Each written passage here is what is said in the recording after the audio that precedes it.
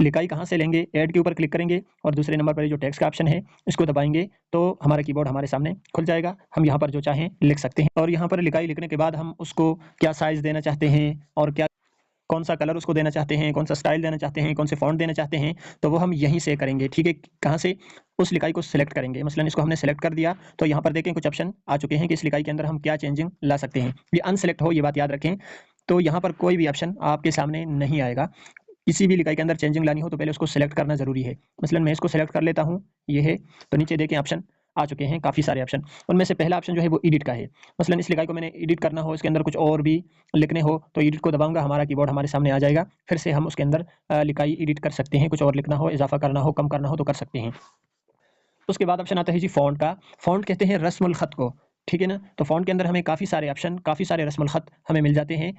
जो भी लिखाई, जो भी रस्मुल ख़त आपको पसंद हो, जो भी लिखाई का स्टाइल आपको पसंद हो, वो आप यहाँ से ले सकते हैं। इस एप्लीकेशन के अंदर उर्दू के लिए काफ़ी सारे फ़ॉन्ट हमें मिल जाते हैं। ये आल के ऊपर क्लिक करेंगे तो इसके अंदर ये देखिए नीचे फ़ोल्डर बने हुए हैं।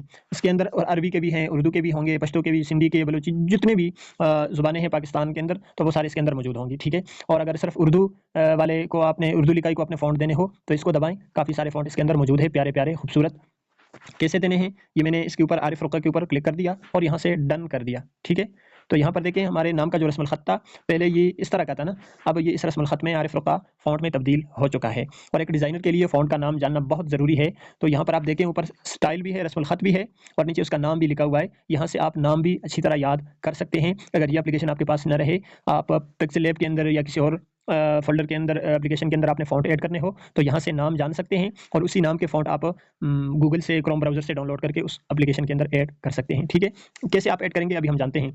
फिलहाल आप यहाँ पर देखें, ये उर्दू के हैं, ये इंग्लिश के हैं, ये अरबिक के हैं और ये और भी काफ़ी सारे यहाँ पर मौजूद हैं, पश्तो के भी यहाँ पर मौजूद हैं।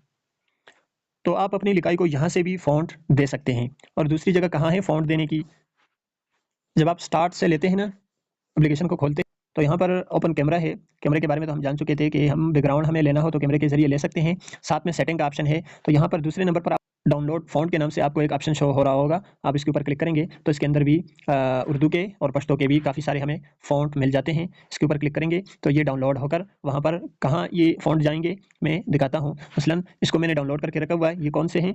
अल-क़लम अलवी नस्तालिक फ़ॉन्ट है। इसको भी मैंने डाउनलोड करके रखे हुए हैं। और ये समीर सागर नस्तालिक, ठीक है? इसको भी मैंने इंस्टॉल करके डाउनलोड करके वहाँ पे रखे हुए हैं। और साथ में पश्तो के भी हैं। ज़ब जन्नत द पख्तो सरज़म, वाई अग़यार से द दोज़ख जबदा, ज़ब जन्नत द पख्तो सरज़म।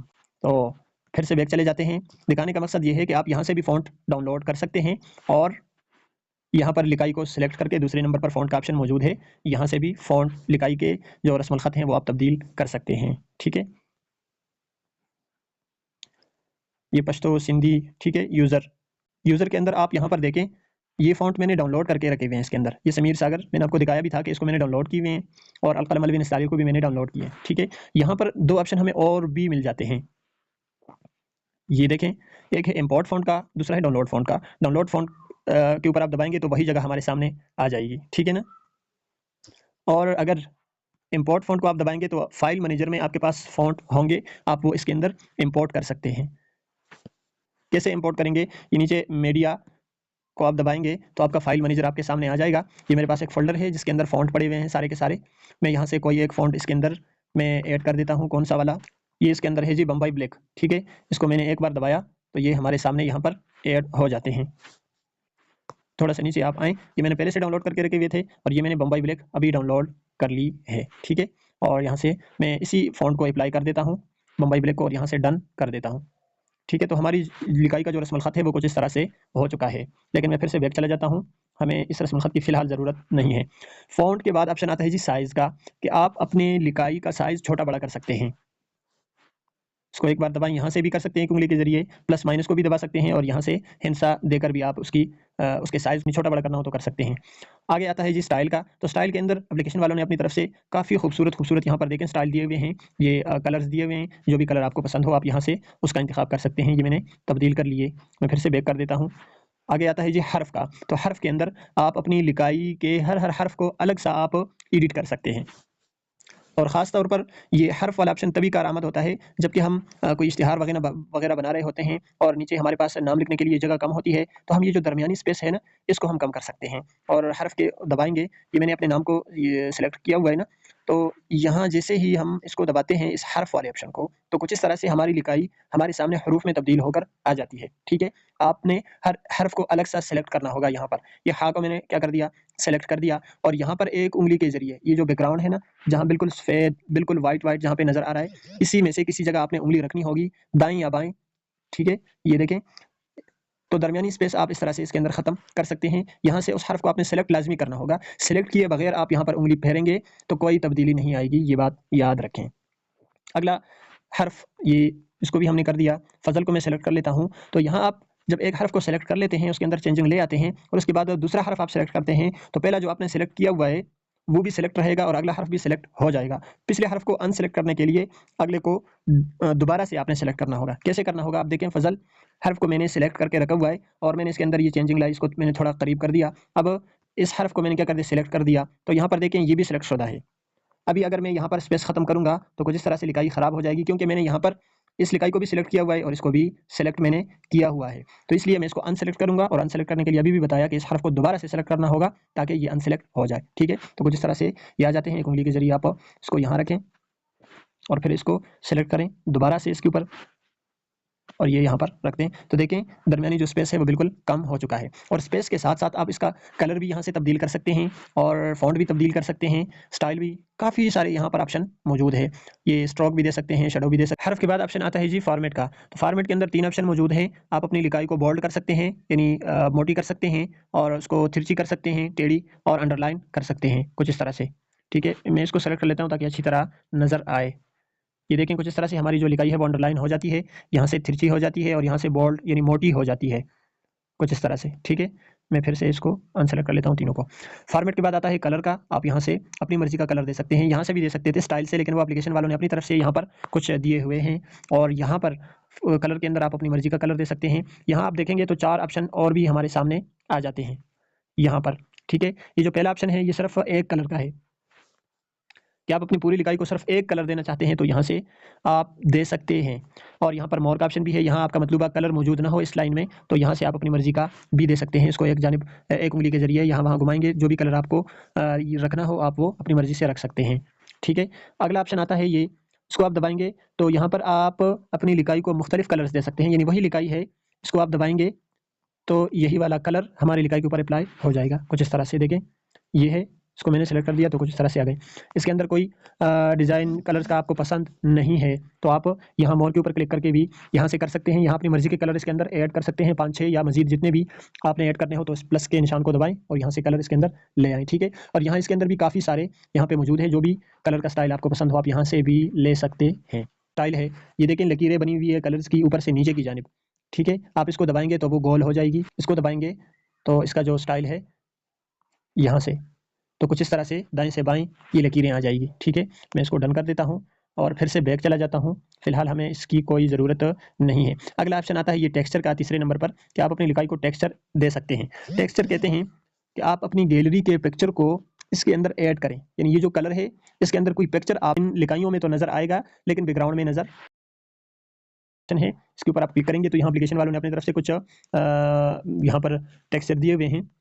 यहाँ से मैं इसके ऊपर अप्लाई कर देता हूँ, तो ये देखें कुछ इस तरह से हमारी लिखाई आ चुकी है। मैं ये ले लेता हूँ, तो देखें इस तरह होगा ये। जो भी आपको टेक्सचर पसंद हो आप यहाँ से ले सकते हैं। इसको मैंने अप्लाई कर दिया तो कुछ इस तरह से ये आ चुकी है लिखाई। और इसके अंदर एक ऑप्शन गैलरी का भी है कि आप गैलरी से कोई पिक्चर लेकर अपनी लिखाई के अंदर ऐड कर सकते हैं, और ऑनलाइन का ऑप्शन भी। और चौथा ऑप्शन यहाँ पर ये खील का निशान बना हुआ है, ये इसलिए होता है कि आप अपने ये जो बैकग्राउंड यहाँ पर मौजूद है, जितने भी कलर्स मौजूद होते हैं, अभी तो कुछ चंद ही कलर हैं, लेकिन आपने अगर बड़ा कोई इश्तिहार बनाया होगा तो उसकी मदद से आप अपनी लिखाई को कोई भी कलर दे सकते हैं बैकग्राउंड में से, मौजूदा कलर्स में से। बैकग्राउंड में कोई कलर है, लिखाइयों में कोई कलर है, तो वो आप अपनी नई लिखाई को भी दे सकते हैं इस खील की मदद से। कैसे देंगे, इसको एक बार दबाएंगे तो यहाँ कुछ इस तरह से सर्कल आ जाएगा। जहाँ भी आप रखेंगे ये इसके अंदर ये जो छोटी सी लकीर आपको नज़र सॉरी छोटा सा ये जो नुक्ता इसमें नज़र आ रहा है, ये आप जहाँ भी रखेंगे ना तो वही कलर हमारी लिखाई के ऊपर अप्लाई हो जाएगा, ठीक है? ये मैंने यहाँ रखा तो यहाँ पर देखिए लिखाई का कलर तब्दील हो चुका है। मैं ये जो लाल वाला इसके ऊपर रखूँगा तो लिखाई का जो कलर है वो लाल हो जाएगा, रेड कलर की लिखाई हो जाएगी। मैं इसको यहाँ रखूँगा तो हमारी जो लिखाई है इसी कलर की हो जाएगी। यानी एक उंगली के जरिए आप जहाँ भी रखेंगे उसी कलर की लिखाई हमारे सामने आ जाएगी। ये इस एप्लीकेशन के अंदर एक बहुत ही प्यारा ऑप्शन मौजूद है जो कि दूसरी किसी भी एप्लीकेशन के अंदर नहीं है ग्राफिक्स डिजाइनिंग के लिए जितने भी है। तो कलर के बाद ऑप्शन आता है स्ट्रोक का। आप अपनी लिखाई को स्ट्रोक दे सकते हैं, यानी बॉर्डर या आउटलाइन दे सकते हैं। जितना एक उंगली के जरिए इसको घुमाएंगे उतना ही बड़ा हमारी लिखाई का जो आउटलाइन है, जो बॉर्डर है, स्ट्रोक है, वो आ जाएगा। और यहाँ से आप स्ट्रोक का कलर भी तब्दील कर सकते हैं। स्ट्रोक के बाद ऑप्शन आता है शैडो का। आप अपनी लिखाई को साया दे सकते हैं। इसके अंदर भी कुछ ऑप्शन मौजूद हैं। यहाँ पर देखें, ये 3 ऑप्शन यहाँ मौजूद है। ब्लर करनी हो अपनी लिखाई को तो यहाँ पर थोड़ा सा इसको ब्लर करें, और ये भी है ऑप्शन। कुछ इस तरह से इसका जो साया है वो आ जाता है। ये पोजीशन है कि आप अपनी लिखाई का साया किस जानिब, लेफ्ट एंड राइट यानी दाएं बाएं रखना चाहते हैं, या अप एंड डाउन रखना चाहते हैं, यानी ऊपर नीचे। इस प्लस और माइनस के निशान को आप दबाएंगे तो वहां पर देखें साया नीचे की जानिब आ चुका है। माइनस को दबाएंगे तो लिखाई का जो साया है वो ऊपर की जानिब चला जाएगा। और इसके अंदर दाएं से बाएं और बाएं से दाएं, और यहाँ से आप इसका कलर भी तब्दील कर सकते। शैडो का कलर ये देखें इसके अंदर मौजूद है। ठीक है, शैडो के बाद ऑप्शन आता है गोलाई का, कि आप अपनी लिखाई को यहाँ से गोलाई दे सकते हैं। कैसे देंगे, मैं एक लाइन की लिखाई लिख लेता हूँ ताकि अच्छी तरह आपको समझ आ जाए। ये मैंने यहाँ पर लिखाई लिख ली, मैं इसको फॉन्ट दे देता। तो ये हमारी लिखाई आ गई है। इसको हम यहाँ से गोलाई दे सकते हैं। जैसे ही ऑप्शन को दबाएंगे, ऊपर से नीचे की जानिब गोलाई देनी हो तो इस जानिब एक उंगली के जरिए इसको घुमाएं, कुछ इस तरह से उसके अंदर गोलाई आ जाएगी, ये देखें। और ऊपर की जानिब गोलाई देनी हो तो इस जानिब आ जाए, तो लिखाई के अंदर गोलाई ऊपर की जानिब आ जाएगी। ठीक है, तो यहाँ से आप गोलाई दे सकते हैं। अगला ऑप्शन आता है जी लाइन स्पेस का। ठीक है, यहाँ से आप एक लाइन से दूसरी लाइन, यानी 2 लाइनों के दरमियान कितना आप फासला रखना चाहते हैं, तो वो आप सेटिंग यहाँ से कर सकते हैं। इस जानिब आएंगे तो बीच में जो स्पेस है ज़्यादा हो जाएगा, इस जानिब जाएंगे तो स्पेस कम हो जाएगा। लाइनें एक दूसरे के कितने करीब करनी है वो यहाँ से आप रख सकते हैं। और लाइन के बाद आता है वर्ड स्पेस का, कि आप 2 हरूफ के दरमियान कितना फासला देना चाहते हैं। इसको इस जानिब दबाएंगे तो फासला बढ़ जाएगा एक से दूसरे हर्फ के दरमियान। इस जानिब आएंगे तो एक दूसरे के बिल्कुल क्या हो जाएंगे, करीब हो जाएंगे। ठीक है, और अगला ऑप्शन क्या है जी, एम्बॉस का। तो ये पुराने मॉडल के जितने भी मोबाइल हैं उसके अंदर तो एम्बॉस का ऑप्शन अच्छी तरह काम करता है। इससे हमारी जो लिखाई है बहुत ही प्यारी और खूबसूरत हो जाती है। लेकिन नए मोबाइल फ़ोन के अंदर ये ऑप्शन काम नहीं करता, इसलिए इसको स्किप कर देते हैं। आगे है बीजी का। यहाँ से हम अपनी लिखाई को बैकग्राउंड दे सकते हैं। एक तो ये हमारा बैकग्राउंड है। इसके अलावा ये जो लिखाई हमने लिखी है इसको हम अलग सा बैकग्राउंड दे सकते हैं, और इसको अलग सा बैकग्राउंड हम दे सकते हैं। ये जो नीचे वाली लिखाई है, ठीक है, मैंने इसको यहाँ क्या कर दिया, ये गज़ल है, मैं इसको यहाँ पर बैकग्राउंड दूंगा तो कैसे दूंगा। ठीक है, बीजी को क्लिक करेंगे और यहाँ पर जो भी कलर हम बैकग्राउंड में रखना चाहते हैं तो हम रख सकते हैं अपनी मर्जी से, कोई भी हो। ये मैंने यहाँ पर रखा, और यहाँ भी वही 3 ऑप्शन मौजूद हैं। मुख्तलिफ कलर्स देने हो तो यहाँ से, बैकग्राउंड के अंदर कोई कलर हो तो यहाँ से दे सकते हैं बैकग्राउंड को। ये आ गए, कुछ इस तरह से बैकग्राउंड आ जाता है। तो बीजी के बाद ऑप्शन आता है बॉर्डर का, कि ये जो लिखाई है, ये जो बॉक्स है, इसके बजाय हम यहाँ पर बॉर्डर दे सकते हैं। इसको क्लिक करेंगे तो यहाँ से बॉर्डर का साइज़ हम बढ़ा सकते हैं। तो यहाँ पर देखें कुछ इस तरह से ये बॉर्डर आ चुका है, और यहाँ से इसका स्टाइल भी आप तब्दील कर सकते हैं। लाइन इसके अंदर कुछ ऑप्शन मौजूद हैं, और यहाँ से आप इसको गोलाई दे सका। पहले जो हमारा बॉर्डर था वो चौरस था, बिल्कुल मुरब्बा था, और अब ये क्या है, गोल हो चुका है। यहाँ से जितनी गोलाई आप देना चाहें आप दे सकते हैं। उसके बाद ऑप्शन आता है ओपासिटी का। यहाँ से आप अपनी लिखाई को तेज़ और डैम कर सकते हैं, जितना भी रखना हो। आगे मार्जिन का ऑप्शन है, तो इससे आप बॉक्स के अंदर लिखाई को तरतीब दे सकते हैं कि कितने लाइनों में आपने अपनी लिखाई रखनी है।